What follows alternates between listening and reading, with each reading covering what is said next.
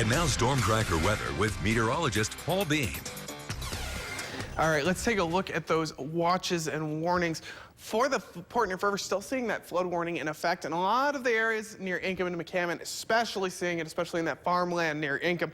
Now that water is still going upwards once again, 9.8 over a foot over flood stage, which is at 8.5. And there's another warning out there as well down by Bear Lake. Montpelier and Bear River, seeing that current stage 7.5, and that's right at that flood stage at 7.5. So we are still seeing that risk of flooding all over the southeast. As we look at that storm tracker for tonight, anyway, we are seeing a lot of those clear skies. If you take a look at the top left corner, you can definitely tell that there's a little bit of that rain still burning off in the central mountains, but for the most part, a lot of those showers have moved to the north. But we're not done just yet. As we zoom out, you do see a lot of that moisture coming in its way once again to the south of us in Utah. For the most part, that's going to continue to move upwards. And for the next 2 to 3 days, here and there, you're going to see chances of rain and still a chance of that thunderstorm here and there as well, and expect to see those mostly start to wane off as we move into tomorrow. Future tracker, a lot of scattered moisture, but as the day moves on, we see a lot more of that in the western Wyoming region and a little bit in the central mountains, but for the most part, a lot of that next wave is going to be centered around that Wyoming border.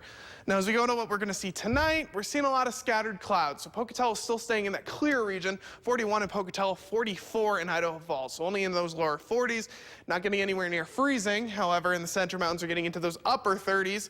Scattered clouds, still seeing on the dry side. Although as we move over to the Tetons, Highlands, and western Wyoming, that's where you see that rain still making its way through very slowly. Scattered systems on its way through. 36 in Island Park, 34 in Jackson, and the closest you're going to see to freezing is just below it at Yellowstone at 30. Now, as we move on to tomorrow, it does warm back up. 52 in Yellowstone with those lower 60s everywhere else, but still seeing that rain roll through. And even with that, we see a chance of thunderstorms starting to roll through once again as well. Central Mountains still on the clear side. Like you saw in the future tracker, a lot of that moisture central around the the Tetons and western Wyoming, but a little bit here and there in the Central Mountains is going to lead to those scattered clouds and getting up to 70 there in Salmon, so on the warm side too.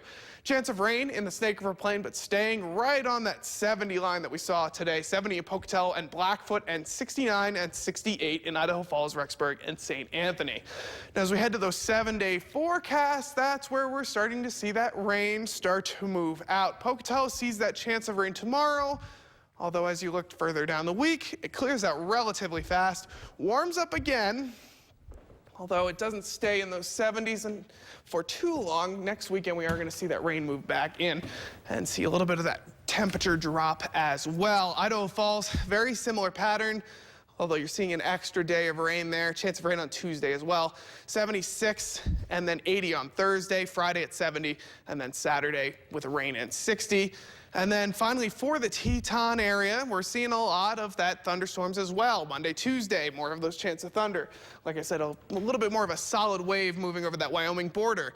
And then that second wave of rain Thursday, Friday, and Saturday, definitely expanding on what we're going to see here in the Snake River Plain. And then finally for the Central Mountains, only a little bit of rain in that week. It actually done with the rain for now. Monday through Wednesday clear, and then Thursday through Friday, and then a little bit on Saturday as well.